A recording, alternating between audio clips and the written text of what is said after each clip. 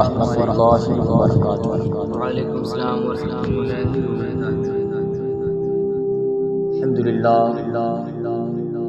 الحمد للہ رب العالمین والصلاۃ والسلام علی رسولہ الکریم اما بعد۔ فقد قال الله تبارك وتعالى في القرآن المجيد والفرقان الحميد أعوذ بالله من الشيطان الرجيم بسم الله الرحمن الرحيم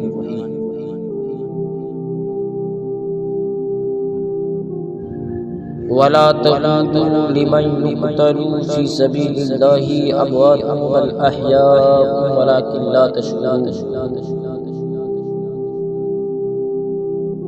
صدق اللہ المولانا العظیم وصدق رسولہ النبی الامین المتین المبین المعین الکریم ونحن علی ذلک لمن الشاہدین والشاکرین والحمد للہ رب العالمین۔ آئیے سب سے پہلے ہم اور آپ مل کر گنبد خضرا کی جانب رو لگا کر بھیک دینے والے آقا و داتا مدینے کے تاجدار،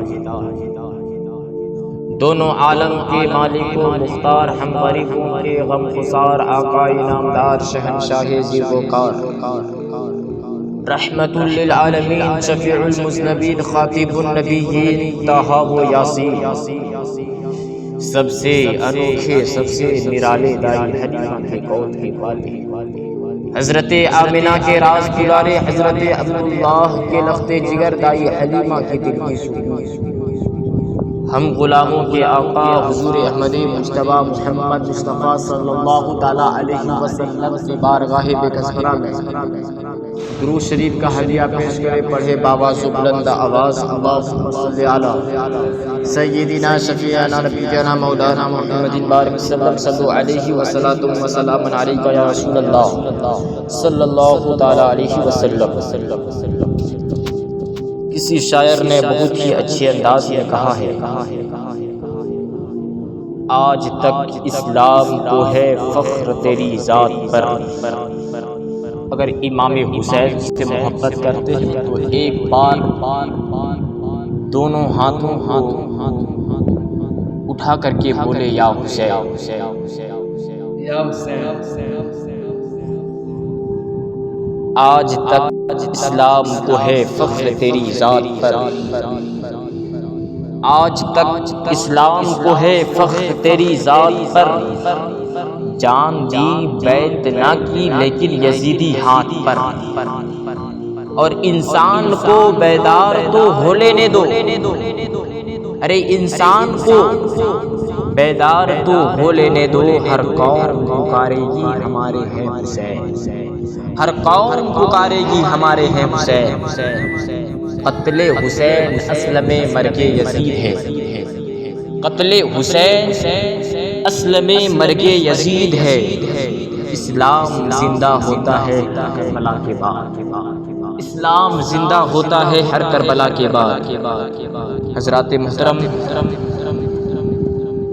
ابھی میں نے جس آیت کریمہ کی تلاوت کا شرف حاصل کیا ہے اس کا ترجمہ یہ ہے کہ جو لوگ فی سبیل اللہ قتل کیے جائے وہ مردہ نہ کہو بلکہ وہ زندہ ہے، بلکہ وہ کیا ہے؟ زندہ ہے۔ لیکن اے لوگ ان کی زندگی کا شعور، تمہیں ان کی زندگی کا شعور نہیں۔ قرآن کی یہ آیت مبارکہ حیات الشہداء کی گواہی دے رہی ہے۔ غور کیجئے، شہیدوں کا درجہ نبیوں سے کم ہے، گویا شہید نبی کے مقابلے میں ادنا ہوئے اور نبی اعلیٰ ہے، اور قرآن ادنا کو زندہ کہہ رہا ہے تو پھر اعلیٰ کا عالم کیا ہوگا، پھر امام الانبیاء کا عالم کیا ہوگا؟ ارے نبی بدل جائے اولا زندہ ہے۔ قرآن کی اس آیت مبارکہ سے حیات النبی کا مسئلہ بھی حل ہو گیا، اس لیے کہ اہل سنت کا متفقہ عقیدہ ہے کہ نبی زندہ تھے، نبی زندہ ہیں اور نبی زندہ رہیں گے۔ اسی لیے تو میرے بریلوی کے امام فرماتے ہیں تو زندہ ہے واللہ، تو زندہ ہے واللہ، ارے تو زندہ ہے واللہ، تو زندہ ہے واللہ، میری چشم چشم عالم سے چھپ جانے والے، میری چشم عالم سے چھپ جانے والے۔ حضرات محترم، ہم اپنے نبی کو صرف زندہ ہی نہیں مانتے بلکہ زندگی بخشنے والا بھی مانتے ہیں۔ قرآن کہہ رہا ہے شہیدوں کو مردہ نہ کہو بلکہ زندہ ہے، زندہ کہو، اس لیے کہ مردہ وہ ہوتا ہے جس میں نہ لینے کی صلاحیت ہوتی ہے اور نہ دینے کی صلاحیت ہوتی ہے، اور شہید لیتے بھی ہیں اور دیتے بھی ہیں، تو پھر بتائیے کیسے مردہ ہو سکتے ہیں؟ لیکن کچھ لوگ مردہ کہتے ہیں، کہنے دیجیے، کچھ لوگ مردہ لکھتے ہیں، لکھنے دیجیے، اس لیے کہ وہ خود ہی مردہ ہے۔ اگر وہ مردہ نہ ہوتے تو پھر وہ مردوں کو زندوں کو مردہ کیوں کہتے، زندوں کو مردہ کیوں گمان کرتے، کیوں لکھتے؟ عزیزان ملت اسلامیہ، قرآن شہیدوں کو مردہ کہنے پر پابندی عائد کر رہا ہے، مردہ کہنے سے روک رہا ہے، لیکن مردہ سوچنے اور سمجھنے پر پابندی نہیں لگا رہا ہے۔ لہذا مردہ سوچا جا سکتا ہے، مردہ نہ مردہ کہاں سوچا جا سکتا ہے، نہ مردہ تصور کیا جا سکتا ہے۔ قرآن نے اس ہونے والے اعتراض کو بھی رفع کر دیا ہے۔ قرآن میں ہے وَلَا تَحْسَبَنَّ الَّذِينَ قُتِلُوا فِي سَبِيلِ اللَّهِ أَمْوَاتًا بَلْ أَحْيَاءٌ عِندَ رَبِّهِمْ يُرْزَقُونَ۔ شہیدوں کو مردہ گمان بھی نہ کرو بلکہ وہ زندہ ہے، اپنے رب کے پاس رزق پاتے ہیں۔ عزیزان ملت اسلامیہ، خلاصہ کیا ہوا؟ خلاصہ ہوا شہیدوں کو نہ مردہ کہا جا سکتا ہے، نہ سوچا جا سکتا ہے۔ سامعین کرام، آپ ذہن نشین کر لیجئے، ہم زندہ، ہمارا قرآن زندہ، ہمارا رسول زندہ، اور عشق رسول میں جان قربان کرنے والے زندہ ہے، رسول کا قانون زندہ ہے۔ اس لیے ہم زندوں کی بات کیا کرتے ہیں، اس لیے ہم زندوں کی بات کیا کرتے ہیں۔ اسی لیے تو شاعر کہتا ہے زندگی زندہ دلی کا نام ہے۔ ارے زندگی زندہ دلی کا نام ہے، مردہ دل خواہ کے جیا کرتے ہیں اور زندہ ہو جاتے ہیں جو مرتے ہیں حق کے نام پر۔ اللہ اللہ، موت کو کس نے مسیحا کر دیا؟ عزیزان ملت اسلامیہ، میرے ملت کے نوجوانوں، میں آج امام حسن اور امام حسین کی شان میں ایک واقعہ میں بیان کرنے جا رہا ہوں، اور اسے سنیے گا۔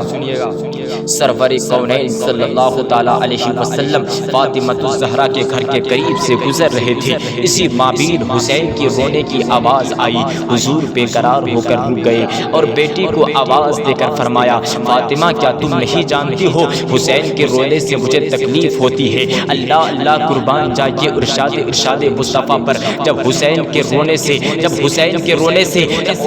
رونے سے رسول بے قرار ہو سکتے ہیں، رسول کو تکلیف ہو سکتی ہے، تو بتائیے نہ صحیح اس وقت رسول کو کتنی تکلیف ہوئی ہوگی جب میدان کارزار میں حسین کے مقدس حلقوم پر چھری رکھی گئی ہوگی۔ ارے جو 3 دن کے بھوکے پیاسے امام حسین کو تیروں سے چھلنی کیا گیا ہوگا، حالت نماز میں سجدہ کرتے ہوئے شہید کیا گیا ہوگا۔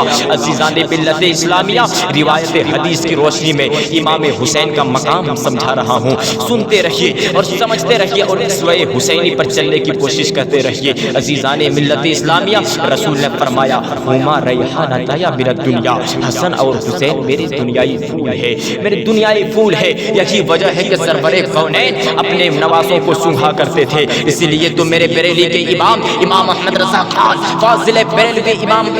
فاضل بریلوی نبی کی یاد میں امام حسین کی محبت میں یوں ارشاد فرماتے ہیں، کیا بات رضا اس چمنستان کرم کی، کیا بات رضا اس چمنستان کرم کی، زہرا ہے گلی جس میں حسین اور حسن پھول۔ عزیزان ملت اسلامیہ، حسنین کریمین کا بچپنا ہے۔ کمال محبت سے رسول نے امام حسن کو داہنے کاندھے پر بیٹھا لیا اور امام حسین کو بائیں پر۔ کسی صحابی نے عرض کیا، نعم المرکب رکبت یا غلام، اے بچے تیری سواری کتنی اچھی ہے۔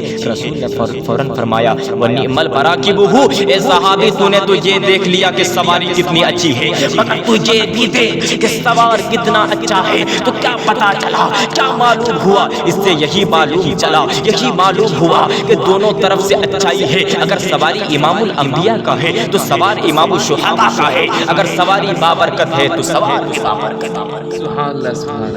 بھی بابرکت ہے۔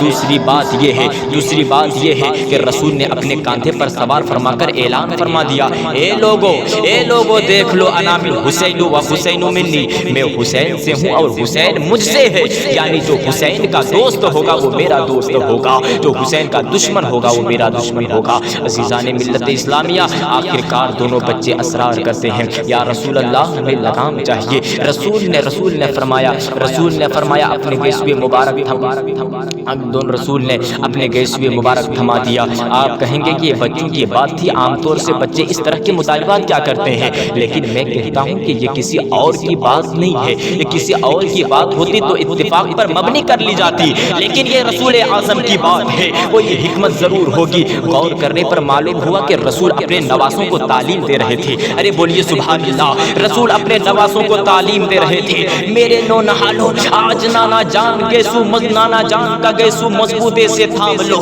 کل امت کی لگام تمہیں تھامنا ہوگا اور اسلام کی حفاظت کرنی ہوگی۔ اور کاندھے پر سوار کر کے درس دیا، حسین آج تیرا بوجھ میرے کاندھے پر ہوگا، آج تیرا بوجھ میرے کاندھے پر ہے، کل امت کا بوجھ تیرے کاندھے پر ہوگا۔ یا حسین آپ کے اوصاف کریمہ بیان کرنے سے قاصر ہوں، الفاظ کی دنیا اس معاملے میں تنگ دکھائی دیتی ہے، اسی لیے تو شاعر فرماتے ہیں فرق تمام ہوا اور مدح باقی ہے، سفینہ چاہیے اس بحر بے کراں کے لیے۔ بولیے سبحان اللہ۔ میں اپنی گفتگو کو یہیں ختم کرنا چاہتا ہوں۔